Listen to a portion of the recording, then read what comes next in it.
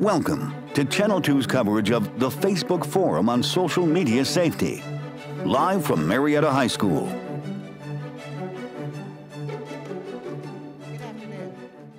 Good afternoon. I'm Jocelyn Dorsey, Director of Editorials and Public Affairs for WSB-TV Channel 2, community coverage you can count on. We're live here at Marietta High School to talk with high school students about some important issues of social media safety. We have partnered with Facebook and the Georgia Attorney General's Office, as well as the GBI, and we are bringing you this forum live. Also joining us are students from Marietta High School, and they prepare terrific questions, as well as students from around the state who are going to be watching this on WSB-TV.com. We invite students, parents, and teachers, anyone interested, to send in their questions, and you can send it in to local.programming@WSB-TV.com. Now, I'd like to welcome Marietta High School Principal Lee Colburn.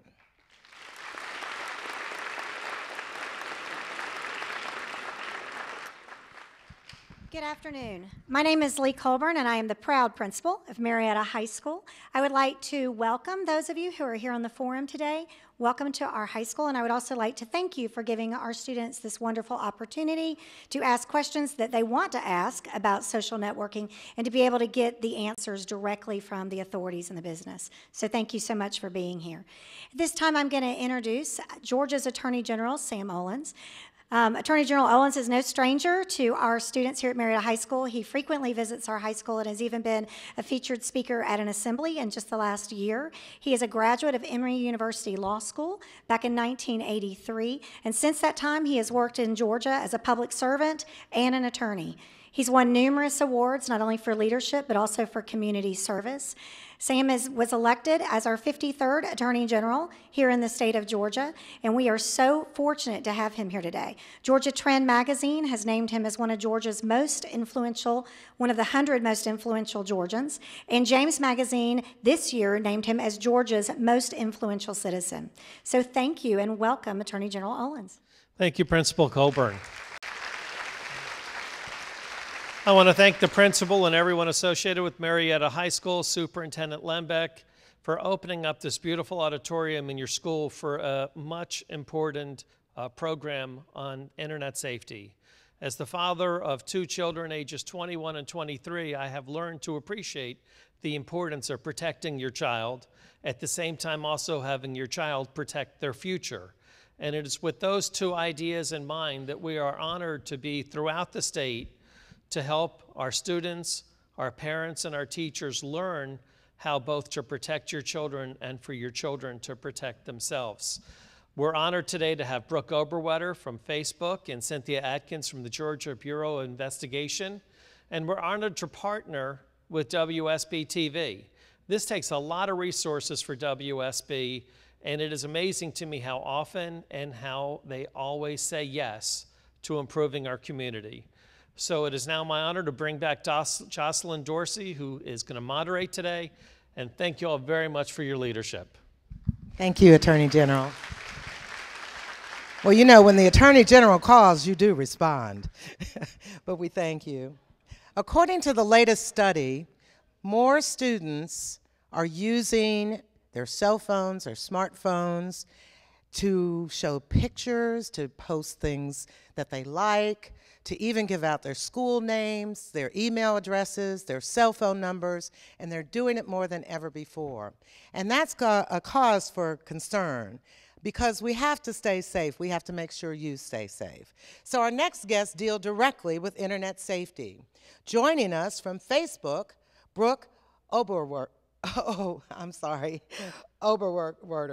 and who is Associate Manager of Policy Communications, and from the Georgia Bureau of Investigation, Cynthia Atkins, and who works with the GBI's Child Exploitation and Computer Crimes Unit. We begin with Assistant Special Agent Cynthia Atkins. The age that we live in now, computers are the main way that especially young people communicate with each other. That's how they keep up with family members who aren't in the same state. It's how they keep up with their school friends.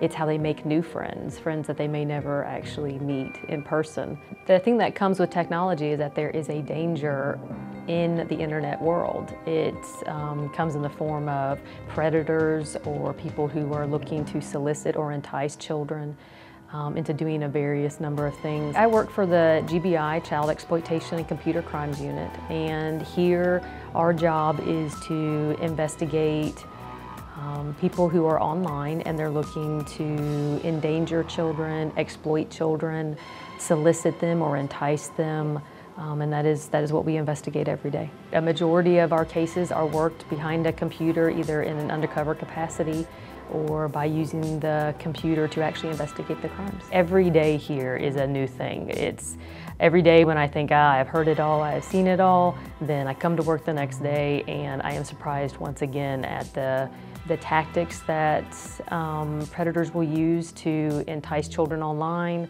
the things that children will do willingly online, even if it's just because they don't realize the danger or they are naive to the real world that is on the internet now. And that's why it's very important that we continue to educate not only children but also adults in the dangers that are online and what it means to be safe on the internet. And I'm Cynthia Adkins, an Assistant Special Agent in charge with the GBI, and I'm honored to be here today. And I know that a lot of you are also using your cell phones and your computers to talk to each other, to post things that you like, and we're going to discuss all of that today during this forum. But for now, I'd like to introduce from Facebook, Brooke Oberwetter.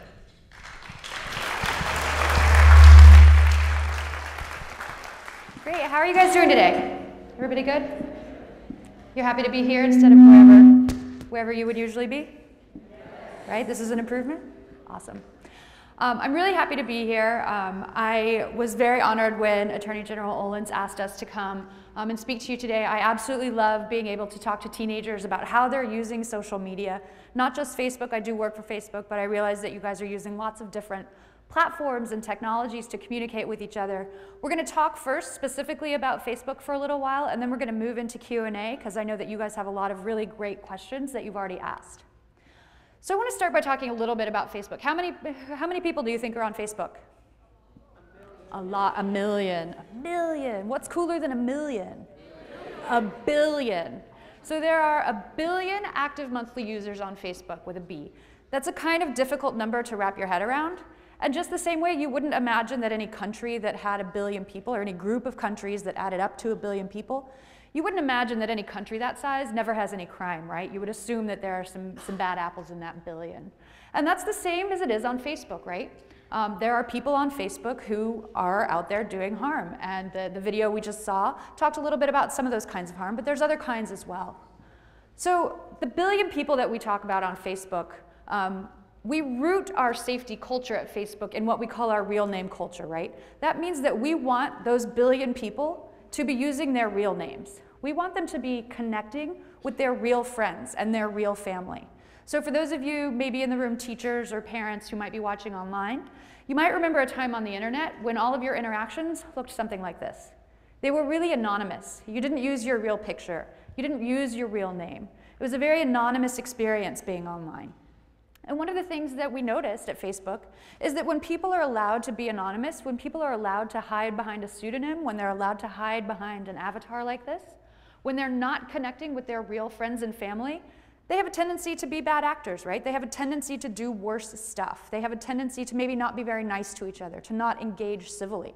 So what we do at Facebook is we have what's called our real name culture. We require you to use your real name, to use a photograph, to connect with your real friends and your real family. We do that to keep bad actors off the site, but there's another side to that coin. What might that other side be? Well, okay. We'll get to that in a little bit. Somebody screamed catfish for those of you who couldn't hear it. But one of the things that does is it means that the things you do on Facebook become part of your digital footprint. They become part of your digital reputation, right? They're associated with your name. They're associated with your photograph. Your real friends and your real family see them. It's really great for keeping bad guys off the site, but it can also be a little bit dangerous when it comes to managing your online reputation. So I want you to be thinking about that as we talk today. So one of the things we think of at Facebook, with all these potential bad actors out there on Facebook, we kind of consider Facebook to be like the world's largest neighborhood watch program. When you see something on Facebook that looks suspicious, when you see something that looks like maybe it's spam or scam, when you see something that looks like it just shouldn't be there, we encourage you to report that to us, right? With 1 billion users, there's a whole lot of content out there, and we can't possibly look at all of it. So we rely on our users to help us sort of police what's going on. We want to keep it a safe environment. And the same way that you would report crime in your neighborhood, we want you to report things on Facebook that might violate our terms of service to us. So most of you, I'm sure, know how to do this. But anywhere on Facebook you see this little symbol over here on the right, that means that there's a drop-down menu, right? That little gear icon, that means there's a drop-down menu, and that's where you can go to report content on Facebook. You can do that on a page, and I've used Attorney General Olin's page here. I'm sure there's absolutely nothing wrong on his page. But if you were to see a page where there was something suspicious, this is how you would go about reporting it. And if you saw something in a status update, in a photograph, in a video, any of that, we really rely on you to report that stuff. But what about content that maybe doesn't directly violate our terms of service? Has anybody ever had the experience of seeing something that someone else wrote about them on Facebook that's kind of nasty? Right? This is a silly one. This is my friend Krista, who I have bully me on Facebook every once in a while, just so that I can get good screenshots of it. But Krista has said something, and this shows up in my newsfeed, and it's a little bit mean, right? It makes me feel uncomfortable. It makes me feel threatened. It makes me feel harassed. One of the things we do at Facebook is we give you the tools and the opportunity to work out your problems online before they have an opportunity to spill over into the real world. So if something starts online like this, Krista's mad at me for something. I don't even know what I did. But Krista's mad, and she's blowing off a little steam by saying something mean about me on Facebook. I have the opportunity to go through a system that lets me communicate either directly with Krista and say, hey, Krista, what's up? That hurt my feelings. We don't have to do it publicly. We can hash it out sort of behind the scenes. Or I have the opportunity to bring in a trusted friend or someone who can help me mediate the situation. Who knows what that means, to mediate a situation? Yeah, to help me resolve it, right? Because maybe I don't know exactly what the best way to go about talking to Krista is. Maybe I don't know exactly what's wrong with Krista, why she's mad at me. And I want to get a third party involved to help me figure out how to navigate this situation, because I don't know how to do it on my own. So what we have are called our social reporting tools. They're made specifically for this kind of thing. It can be if somebody posts a photo of you that's embarrassing. Who's ever had an embarrassing photo posted on Facebook by one of their friends? I have, for sure. Right? I see some grown-ups with hands up too, yeah. Anybody can use this system. And what you'll do is you'll go to report the photo, and then you have the option to say, I just don't like it. I don't like it. It makes me uncomfortable. It makes me feel threatened. It makes me feel harassed. This stuff down at the bottom, those are the typical kinds of things that we would ask you to report, right? The things that actually violate Facebook's terms of service. But this stuff at the top is really these social reporting tools. And I want you to understand that doing these doesn't necessarily send a message to Facebook, right? You're not reporting them to Facebook. You're initiating a process that helps you navigate whatever the conflict is. So in this case, I want to get help from someone else. I have a couple of options. I can block Krista. Who's ever blocked somebody on Facebook, right? It feels awesome. Doesn't it feel really good to just be like, I'm over you. I'm going to go ahead and block you entirely. So that's one option. In this case, I don't think I need to do that. I think that Krista and I can probably get our relationship back on track. But I am going to get help from someone because I don't know how to talk to Krista about whatever it is that's bothering her. So I'm going to bring in our friend Adam. Adam is a mutual friend. He's really good at mediating these kinds of disputes. So I say to Adam, hey, I don't know what's up with Krista. She's been harassing me a little bit on Facebook. Can you help me figure out what to do? I really love this system. This system allows you to let somebody know what's happened who might not otherwise have access to it, right? Adam might not have seen this status message that Krista posted. It gives him the context, it gives him the time, it lets him know exactly what's going on. And then Adam, the ball's now in Adam's court to sort of decide how he's going to help us figure out this situation. I've actually had a lot of teenagers come up to me and say, I wish I'd known this system existed when somebody posted an embarrassing photo of me. And instead of being responsible and instead of like dealing with the issue head on, I got a little passive aggressive and then I was mean to my friend and she was mean back and it turned into sort of a big deal. Has anybody had that happen to them? Or something that starts as kind of a misunderstanding spirals out of control. I think this system is really great at sort of nipping that problem in the bud, right? It sort of prevents it from ever happening. So I want you guys to be aware of how that works. When you submit the reports that I was talking about spam, scam, nudity, violence, illegal activity, when you see that on Facebook, just to let you know, there are people responding to those reports 24 hours a day, 7 days a week, and they're doing it in 70 different languages around the world. So this is just a quick little snapshot of where we have user operations centers where people are actually dealing with those reports. So if it's 3 a.m. and you see something on Facebook you don't want and you're here in Atlanta, Georgia, there's still somebody awake and there's still somebody alert who's going to be able to receive that report, evaluate its urgency, and take some action on it. The support dashboard, for those of you who have reported content before, this just lets you know, lets you track the progress of your report. And you can find that by going to facebook.com/settings. Privacy settings. This is really important for teenagers, so I'm going to spend a little bit of time on this. Who manages their privacy settings actively? A few hands, all right. Not nearly as many of you as I would hope. This is really important. Who wants to ever have a job? Anyone? Who wants to ever go to college?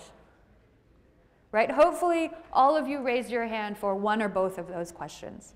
And in that case, knowing how to manage your privacy settings on Facebook, knowing how to manage what kind of information people can find out about you when they search for you, for your public profile, is really, really important. Now, for those of you who are between the ages of 13 and 17, which is probably most of you, might have a couple 18-year-olds in here, but for those of you who are between the ages of 13 and 17, when you post something on Facebook and you decide to make it public, it's not actually public. We have created a safety mechanism that limits the audience on posts for people between the ages of 13 and 17. So that only shows up to friends of friends. That's the widest possible audience. It's the most people that will be able to see your post. Once you turn 18, when you select public, that means public. That means that somebody who is looking at your Facebook page to maybe ascertain whether or not you have good enough judgment to hold a job, they might be able to see that. That means that somebody who you've gone out on a date with, maybe you're in college and you've gone out on 1 or 2 dates and you've just met this person, they're able to see that if you've made it public. So that's something to really, really understand and be aware of. Timeline and tagging settings. Who's ever had the experience of having an embarrassing photo taken of them and not just posted to Facebook, but you're actually tagged in it? It actually shows up on your timeline. Right? Those of you who are raising your hands right now who've had that happen to them, they don't have timeline approval set. They don't have it set such that when someone does that, they actually have an opportunity to look at the photo, evaluate it, and say, I do want this on my timeline, or I don't want this on my timeline. These are just little things that you can do, little settings that you can check, little boxes that you can go and say, I want to be able to review tags people add to my posts. I want to be able to review what other people see on my timeline. I want to be able to review posts that friends have tagged me in. Just turn all those on. Turn all of them on. It adds a couple of seconds to your day when you look and you see that you have a notification that someone has tagged you. Take a couple seconds, look at it, evaluate it, think about it, and think about what someone else is going to think when they see that piece of content. So activity log and timeline approvals, or tag approvals, if someone does tag you in a photograph and you have set it so that you can approve it beforehand, in order to get there, you'll go to your activity log right here. And this top section is where you'll have the opportunity to review stuff that other people have tagged you in. Who knew this existed? Right? Not many of you. Not many of you are aware that you can actually exert a really good amount of control over what it is that people are tagging you in and whether or not it shows up on your timeline. Now, this system doesn't remove the tag. This doesn't untag you from the photo. You've got to take another step to do that. But this prevents that content from showing up on your timeline, which is really what people who are looking at you on Facebook to evaluate you, to evaluate your judgment, to evaluate whether or not you would be a good applicant for their school. That's really what they're looking for, and they're looking at your timeline. So it's so important, especially for people your age, to have all of these set to on so that you can make sure and exert a little bit of influence over what shows up on your timeline. If you want to, you can actually go through your activity log and you can just sort of scroll through. Your activity log is really a running list of everything you've ever done on Facebook. It's visible only to you, so it's not like somebody can get to your activity log and see everything that you've done.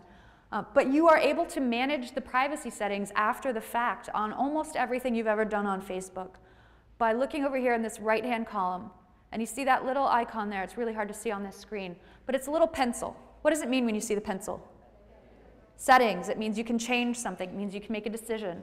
Click on that pencil. You'll get a little drop-down menu, and it'll let you change the privacy setting on whatever that piece of content is.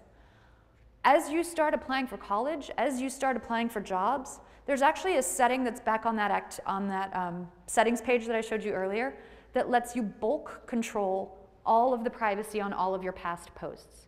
I really strongly recommend that those of you who have been posting stuff and selecting public really, really suggest that as you start thinking about applying for college, as you start thinking about applying for jobs, go back and change all of those settings. You can do it all at once and change it to friends only. Make it a friends only visibility so that people who are looking at your profile aren't going to be able to find that stuff that might be embarrassing or that might have demonstrated poor judgment.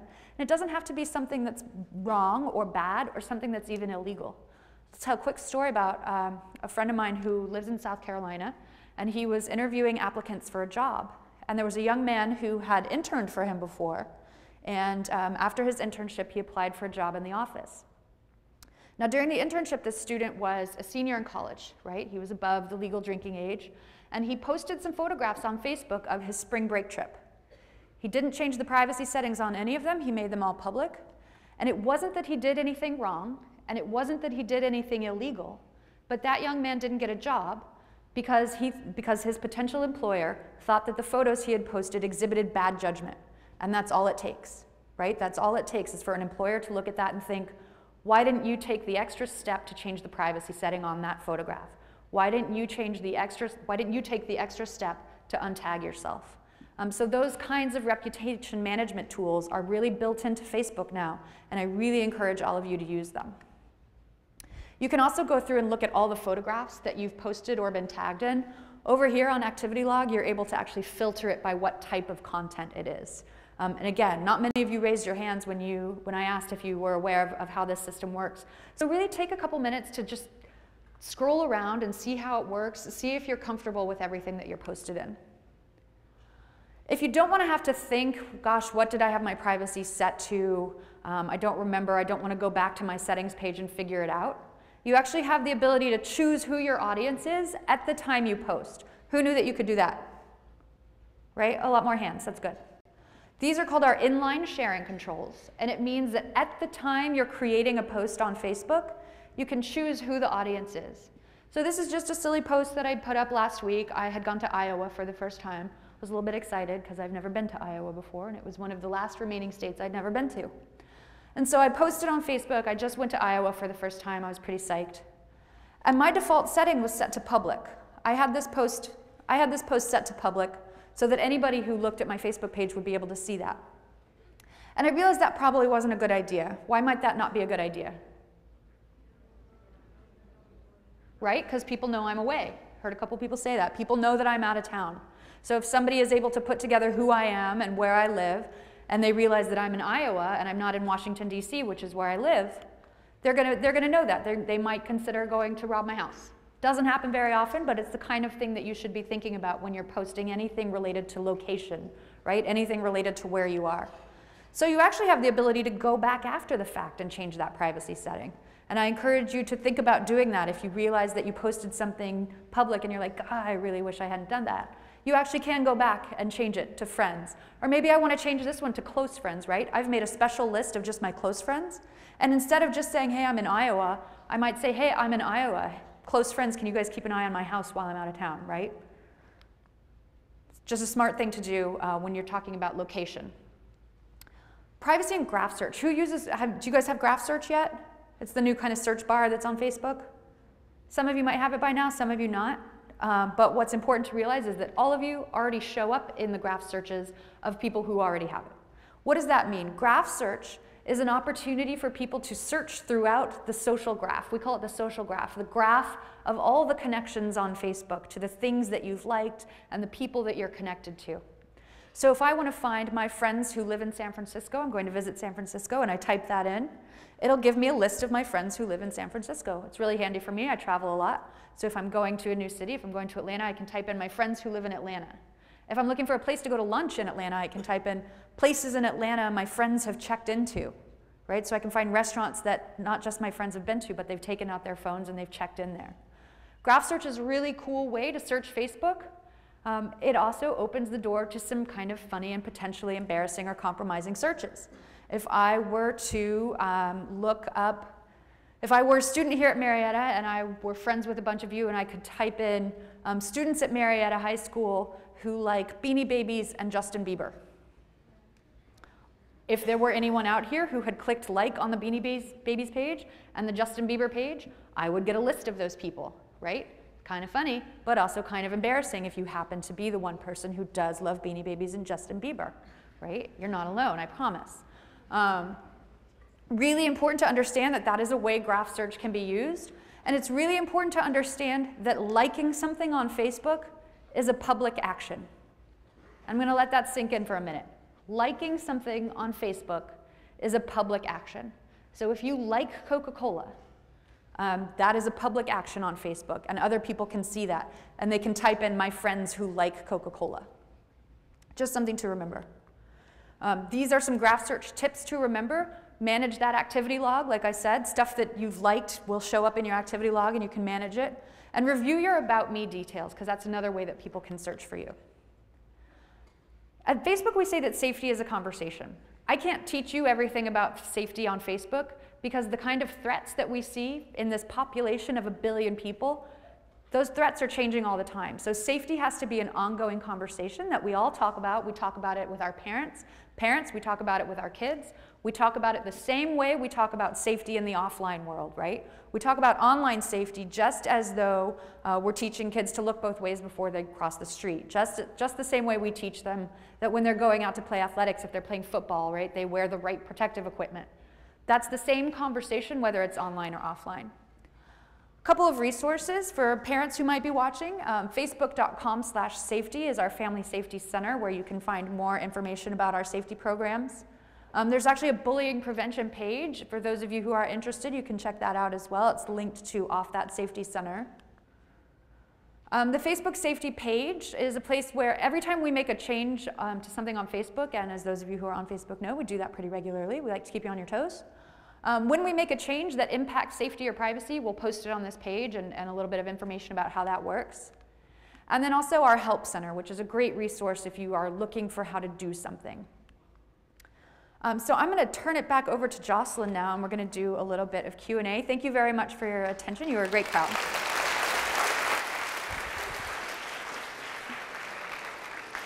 Thank you very much. And we have a lot of students with a lot of questions. I should also remind you that we have Assistant Special Agent Cynthia Atkins, who is also going to answer some questions.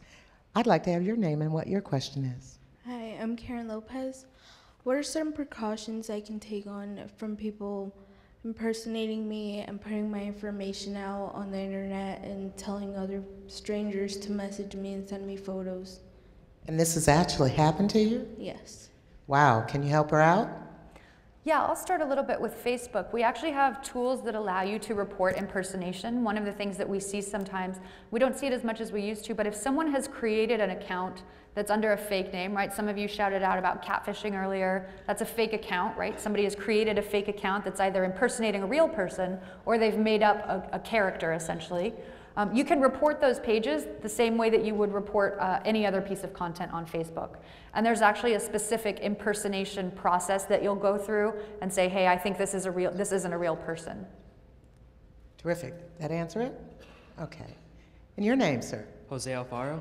And your question? Facebook has access to a lot of my information on Facebook. How can I know if Facebook sells my information or gives it away to other companies? That's a really great question. The way that Facebook advertising works, those of you who are on Facebook have probably seen on that right-hand column, you get a bunch of Facebook ads when you're on desktop. If you're using a mobile device, you might see advertising show up in your mobile news feed. The way that Facebook advertising works is that an advertiser comes to us and says, we are selling skateboards. We want to target advertising towards males who are between the ages of 15 and 24, because that's where we think our key demographic is.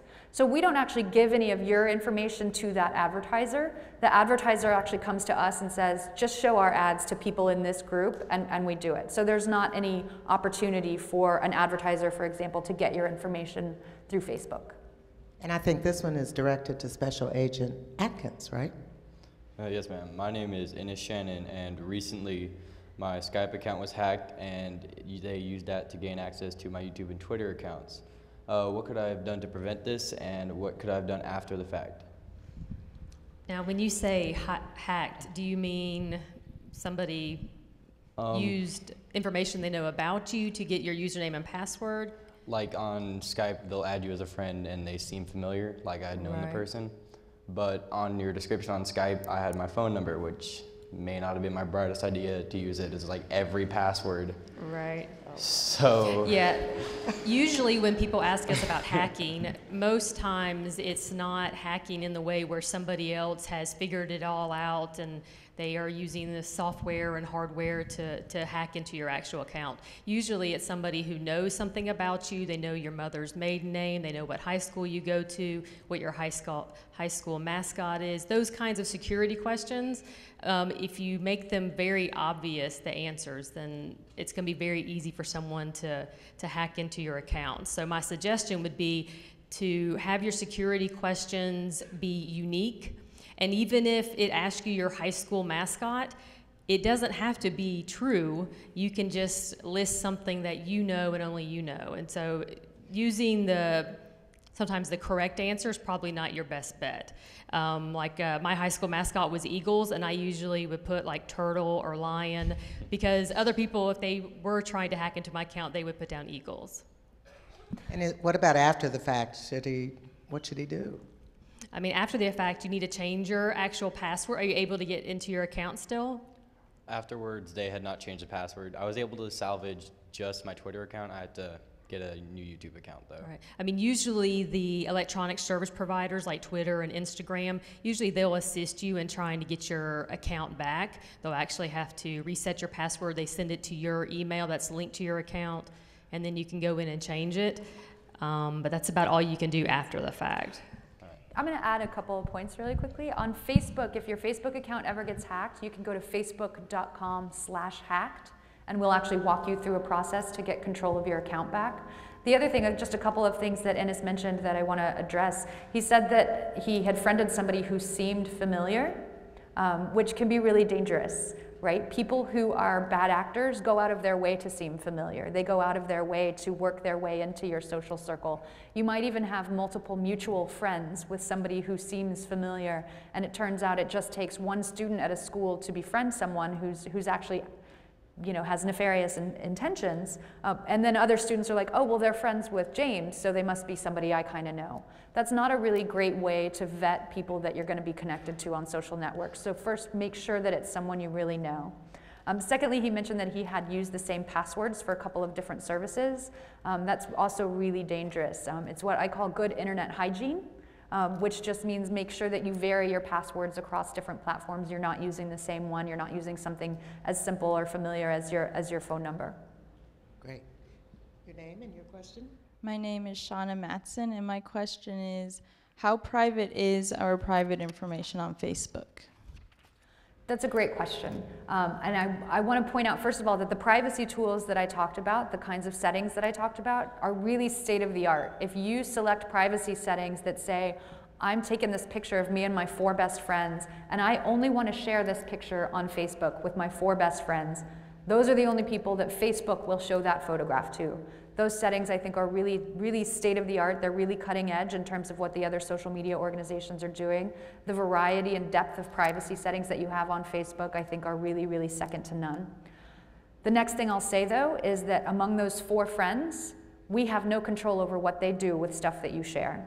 So what I say usually is we can control who, you can control who you share stuff with on Facebook, and we make the tools that let you do that. No, none of us, we can't and you can't control what people do after you've already shared it with them. So the most important thing you can do to protect your privacy on Facebook is to make sure that the audience you're sharing things with is an audience that you know and trust. That's again why it's really important not to have people who seem familiar in your network, but people that you actually know and actually trust with the content you're sharing with them. Okay, thank you. And I know, Agent Atkins, you also mentioned that there are things that people think are private, like apps on phones where they have their picture and it disappears for 10 seconds, but it really doesn't disappear, right? Right. We're seeing a lot of Snapchat. Any of you familiar with Snapchat? Snapchat is a new phone app, and the whole premise behind it is that you can basically take a picture, add some text to it, you get to send it to somebody, you determine how long they see it, 1 to 10 seconds, and then it disappears. That's their whole motto. And I mean, most of you guys know how to take a screenshot. So that's obviously what people are doing. Just because it disappears doesn't mean they haven't already taken a screenshot of the picture. And Snapchat also says that they will notify you if someone takes a screenshot of the picture. And we actually did this in my office just to kind of see if that was true. And about 7 out of 10 times we got the email back or the message back that says that it was screenshot. The other times it didn't. So just be aware that even if you're using something like Snapchat, people can take a screenshot, they still have that picture, they can save it to their desktop, and then it's their picture. So it's not as elusive as they say. So be careful. Private is not always as private as you may think. Yes. Next question. My name's Morgan Vandeneind, and my question's more about social media in general. I was wondering what policies are in place to protect people who don't have a social media page but find that they're being made the subject of conversations online. Wow, that's a good one.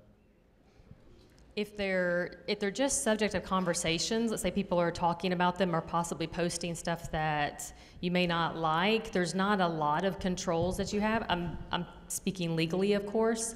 If it ever would rise to the occasion of terroristic threats or threatening bodily harm or threatening to do something illegal, obviously that is against the law. But if someone's saying something as simple as, I don't like what she had on today, can you believe she wore that? Then they're free to do that as far as from a legal standpoint. Is that pretty much answered? Hi, your name? I'm Gilbert Richardson Jr. And your question? I was the victim of somebody creating a fake Kik account and spreading lies about me. What could I have done? First of all, for those who don't know what a Kik account is, please explain that. Yeah, Kik Messenger is just, it allows you to text. I think you can also send videos. Unfortunately, I don't believe that Kik is in the United States. That company's actually overseas. So we don't have a whole lot of control over how they mandate their users at all. So was it your actual account? No, it was a fake one that was using my name. It had a fake Okay. picture. I mean, the best that you could do is report it to Kik Messenger and get them to take it down, but they're not very user-friendly, in my opinion. So beware of that. Thank you. Oh, you have a follow-up question. Yes. I know a girl whose phone was hacked by a male, so what could she have done to prevent that from happening? Her phone was hacked by a man. What do you mean by hacked? I don't know. She said that she felt like they were from her front camera that they were like watching her because it was like on. So yeah, she thought that like someone was watching her. I mean, you could you could make sure it's turned off. I don't really have a great answer for that one. Okay. Try to report it.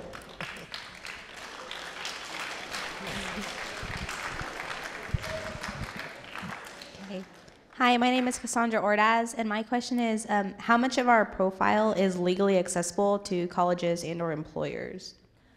So anything that's on your public Facebook profile is available to anyone. And again, once you turn 18, those protections that are in place for people between the ages of 13 and 17 no longer apply.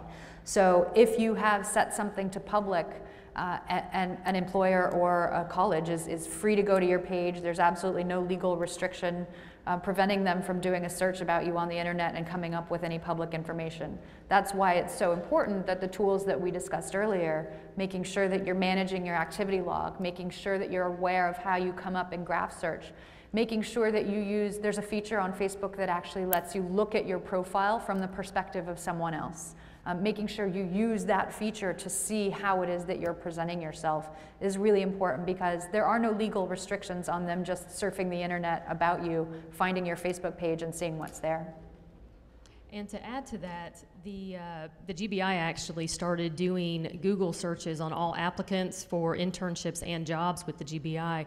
So it's we don't use any special tools. We don't have any special law enforcement databases that we use to try and get beyond your public information. We literally are trying to see what you have put out there for the public to see. So I just want to reiterate what she was saying, that the public part of your profile is what we'll see. And I should mention, as an employer, WSB-TV also Googles you. We also go to your Facebook page if you're an applicant for an internship. Most employers are doing that now, so be aware of that. Next question. Hi, my name is Melina Barbuto, and my question has to do with what exactly do colleges and employers look for when they search your social media pages? That's a great question. It gets a little bit into the specifics, and we've seen students do some actually really cool things with their Facebook pages as sort of an online resume, right? Kids who are really aware that employers and colleges are going to be looking at their Facebook profiles actually take that opportunity to use their Facebook profile to tell a positive story, right? If you're applying to a school because you really like their agriculture department, right, and that's what you're applying for, it makes a whole lot of sense for you to play up your involvement in any kinds of clubs or activities, pictures of you doing stuff related to your interests. Make sure that your Facebook profile, your public Facebook profile is a reflection of something that you want it to be. So that's what you can do on the positive side. In terms of what they're looking for on the negative side, I think that really depends on the employer or the college. But typically I think the idea is that they're looking for bad judgment. They're not looking for the specific gotcha picture of you doing something in particular, or the particular gotcha piece of information. They're looking for the overall story that you're telling with your profile, and making sure that that profile tells a good story is one of the most proactive things that you can do with your social media accounts, whether it's Facebook or Twitter or anything like that. Hi, my name is Jordan Person. I would like to know, why do you think that businesses use Facebook and other social media to sort out who they do and don't hire for jobs instead of just their business experience in that field? I know I do background investigations for the GBI for internships and for employees, and the main reason we use it is we want to see what somebody is putting out there for the public to see, especially if someone's going to be an agent or in the law enforcement community, if there's pictures of them not practicing good judgment, whether it was underage drinking, or if their background of their page is a marijuana leaf or things like that. Those are things that we want to know ahead of time before we take the liability of hiring that person, giving them a job, and then something like that comes out in the news media or in some other way. So we don't, it's not the whole reason of if you get hired or not at all, but it's just another piece of the puzzle that we put together with everything else. And it's just, and in today's world, that's the greatest way to see what people are doing when they're not sitting in front of you ready for an interview, what they really look like out in the public. I was going to add, as an employer, we look for your character. We want to see, what are you saying? What are the types of values you have? What are your beliefs? All those that go on your Facebook page are going to show up. And that sometimes does help somebody decide whether they want to hire you or not. And to underscore that point a little bit, it is a piece of the puzzle. It's not the single thing that's going to make or break any job application or college application. But in today's economy, if you are competing with somebody who's equally qualified as you for a job, and your Facebook profile or your Twitter profile demonstrates bad judgment, that can be the deciding factor, right? It's not going to be the single thing that prevents you from getting a job, but all things being equal, if you've demonstrated poor judgment on social media, it might indicate that you'll demonstrate poor judgment elsewhere and become a more important factor. Does that help? Yes. Good. Hi.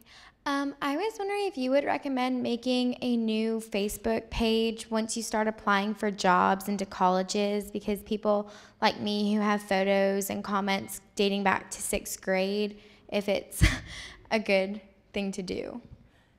I don't think you need to start from scratch. A lot of people spend a whole lot of time and energy actually creating their Facebook page, posting content, updating content, and they want to be able to keep that. It's also a violation of our terms of service to maintain 2 separate accounts. The part of that real name culture that I talked about earlier means that you have to be your whole real self sort of in one account. So I don't recommend creating a new account, a dummy account, a duplicate account. I don't recommend even deleting wholesale the old account unless there's so much stuff in there that you don't want to go back and weed it out. But do take advantage of those tools that I talked about. Do take advantage of the activity log. If you think that 6th grade was a particularly bad year for you social media wise, and you want to go back to 2008 and you want to, look at that, you can filter your activity log by year. You can say, I want to go back to 2008 and I really want to lock all that down. Or I don't like anything that I've done on social media. I want to limit all of the past posts to a friends only audience. You can do that. Take advantage of those tools and use them to really curate your experience. I think that putting some time and effort into your online persona needs to become a part of the college application process. It's a step that you take that's just the same as filling out the application and sending it in and writing the essay. I think it's something that needs to become a part of that process. It now becomes your resume. Yeah. Come on. Step up. There. My name is Patrick Sherman, and my question is, how did Facebook protect its users, especially those users that are minors, from online predators? So I've talked about some of the protections that we have for people between the ages of 13 and 17. For example, we limit the audience on posts that minors in that group are able to send status updates out to. We limit the ability of people who aren't connected to that minor to send them messages. A lot of what we see, a lot of what I'm sure Agent Atkins sees is what we call grooming, where somebody who is a potential online predator actually goes to the trouble to friend a student or friend a young person and put time and effort into creating a trusted relationship. By limiting the ability of people to contact minors that they're not connected to, we're able to limit that a little bit. So there are little things that are built into the Facebook product for people who are between the ages of 13 and 17 that limit that ability, and I'm sure you have some things to add on the law enforcement side. Yes. If it rises to the occasion that it seems threatening, or as she was saying, like they're grooming a child for an inappropriate purpose, then they actually report. Facebook does a very good job of reporting to the National Center for Missing and Exploited Children. And when those reports are made, they actually come back to my office, and then we actually look into those. We actually go out and talk to the kids, or if there's a bad guy online who's continuously befriending people who are very young and things like that, we'll go and talk to him too and investigate it. How bad is the problem in Georgia? Do we have a serious problem? We get approximately 70 cyber tips from the National Center for Missing and Exploited Children per week. Okay. See, don't think it can't happen to you, right? Isn't that the mistake that most young people make, thinking that it can't happen to them? Hi. My name is Chanasia Hughes. I understand that you can untag yourself from pictures on Facebook, but it doesn't necessarily mean that the picture's not online. I would like to know, what rights do I have as far as people posting pictures about me, especially if I don't approve of the publication? That's a really great question. It's what can you do, what can you do about tagging? And that's actually a really high-level policy question that you've asked about what does privacy mean? What does the idea of privacy mean? And I don't want to get too much into detail there. The rules on Facebook are that the person who posted the photo is the owner of the content. So the person who posts a photo is the one who ultimately gets to decide whether the photo stays up or is taken down.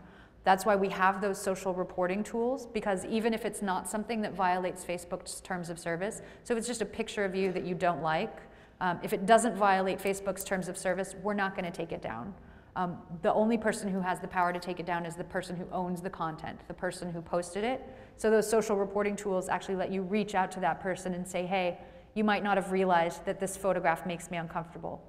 A lot of the time, somebody who posts an embarrassing photo of you online isn't even thinking of it as an embarrassing photo of you. They're just thinking, that's a really funny picture, right? That's a hilarious picture. I'm going to put it on Facebook.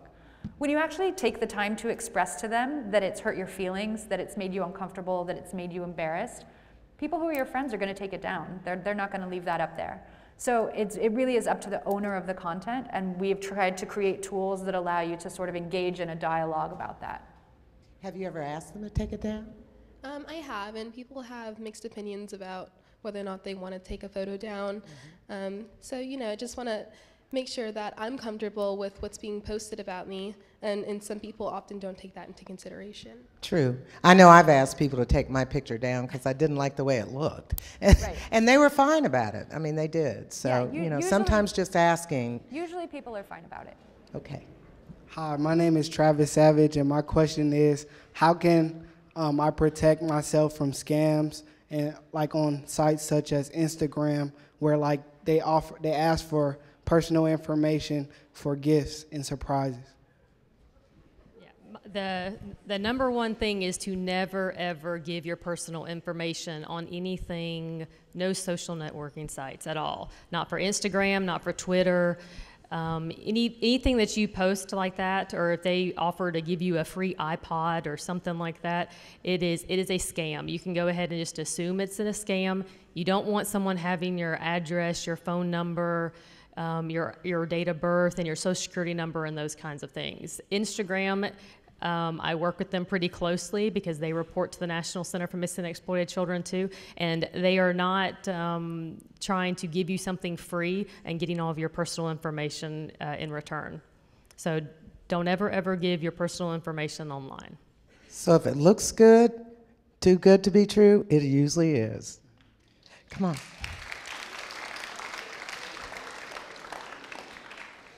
on. My name is David Willis, and I wanted to ask, what are some steps that can be taken to prevent people from taking screenshots of personal messages?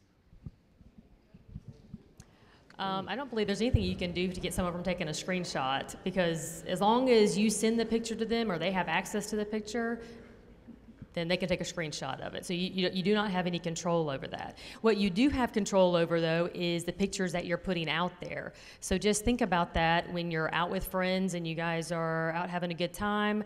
Think about everybody with their camera phones, that they're taking pictures and that they're starting to post them to Facebook and Instagram. And you really have to, like she was saying before, you know, I don't really like that picture. Do you mind, you know, taking it down? And that's something that if they're an actual friend of yours, they'll take it down. But you just got to be real cognizant of the kind of images you put out there on the internet, because once it is on the internet, you no longer control it. And I'm talking about the whole internet, not just Facebook, but once it's on the internet, then you don't have control over if somebody's taking a picture of it, or if they move it to a site that you don't like or something like that, or if they use it for advertising and you don't want them to. Just to reiterate what I said earlier about choosing your audience, yes, it applies on Facebook, but it also applies to every other piece of social media. Know who it is that you're sharing with when you share something, and make sure that you trust them with what you're sharing with them. One of the things that I say a lot is, we can't make your friends be better friends. Right? We can make really cutting-edge privacy tools. You can use Snapchat, which has that great feature that's built in that it'll disappear, but we can't control, and you can't control what your friends do with that after they've seen it. So we can't make your friends be better friends, so make sure that you trust the friends that you have with what you're sharing. And that goes along with texting as well. A lot of kids are texting out there too. They can take screenshots of that and show what you said, so choose your friends wisely. I mean, that goes the same as with a physical note that you write and pass to someone. You know, you can't control what somebody does with it once they receive it. Yeah. Hi, my name is Shannon Powell. My question is it safe to use the internet at libraries, Barnes and Nobles, in places like that, like McDonald's, free Wi-Fi places? The hotspots, you know, the various commercial hotspots where people can go and use their laptops. Yeah, the Wi-Fi hotspots, I mean, they're good to use. They're secure websites as far as someone who is actually going to hack into your account. It wouldn't matter if you were on your own personal internet or if you're at Wi-Fi, but I wouldn't just think about when you're using someone else's Wi-Fi, they can kind of control if they're logging information and things like that, be it a hotel or McDonald's or another restaurant. So I don't think you have to worry necessarily about someone hacking into the wireless network at McDonald's or anything like that, but understand that since McDonald's is providing that free Wi-Fi to you, they kind of have control over what they log and what they decide to keep as far as records for that internet usage. You should also make sure when you're using a public internet access point that you're using HTTPS in your browser bar. Make sure that whatever site you're on says HTTPS. Most of the websites that you use these days support HTTPS. It's an extra level of encryption so that the operator of that Wi-Fi network can't necessarily read what you're doing. Facebook also has a lot of really great security settings. So I've talked about our privacy settings, which are things you can do. Security settings are the things that we do to keep bad guys out of your account. So for example, I travel a lot. Every time I log into Facebook on a new browser, I get a text message to my phone that makes sure it's really me. That's just a little security thing that I do because I travel so much and I'm using weird computers in libraries or hotels. So if you're really worried about that sort of thing, you can go to facebook.com/settings, look at your security settings, and make sure you're comfortable with all those. And most of the major internet providers actually have security settings that you can make as strict or loose as you want to. My name is Damian Bostic, and my question is, can Facebook tell if an account is fake or not? Sort of. Can Facebook tell if an account is fake or not? We have a pretty good sense based on having 1 billion users. We have a pretty good sense of how a normal human behaves. We have a pretty good sense of what kind of friendships they create, of what kind of networking associations happen. So we can tell if something looks like, for example, it's sending out a whole bunch of friend requests to people who are rejecting them. That might be an indication that it's not somebody who's actually representing themselves, but somebody who's trying to create an account to do bad stuff, to send out spam. We also have systems in place that sort of help us detect if somebody is underage, for example. If somebody's under 13 and is trying to make a Facebook account, we have a pretty good idea of how those accounts behave. So yeah, we can tell a little bit about an account based on how it interacts with other accounts and what kind of activity it's doing. Great. Hi, my name is Courtney Wright, and my question is, what are the consequences of cyberbullying on Facebook? What are the consequences? So in terms of the consequences, in terms of what we'll do about it, if it's something that is happening repeatedly, if we get a lot of reports of harassment coming from a particular profile, we'll notify the owner of the profile, sort of let them know that they're on thin ice. We'll take content down if it's a specific piece of content and not an entire account. We'll block somebody from using Facebook if it looks like they're repeatedly violating our terms of service, and in the worst case, if somebody does it over and over again, we'll deactivate their account.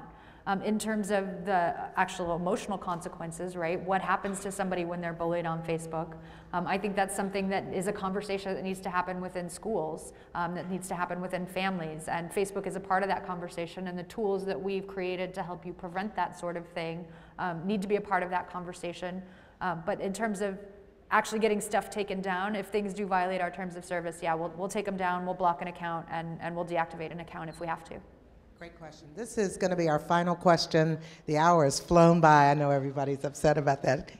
My name's Jasmine Jordan, and my question is it true that kidnap victims can be located through their phone GPS? Yes, you mean if someone is kidnapped, if they have their cell phone, then yes, we could triangulate the signal and find you, yes. All right, thank you so much. Thank you. You all have given us some great questions.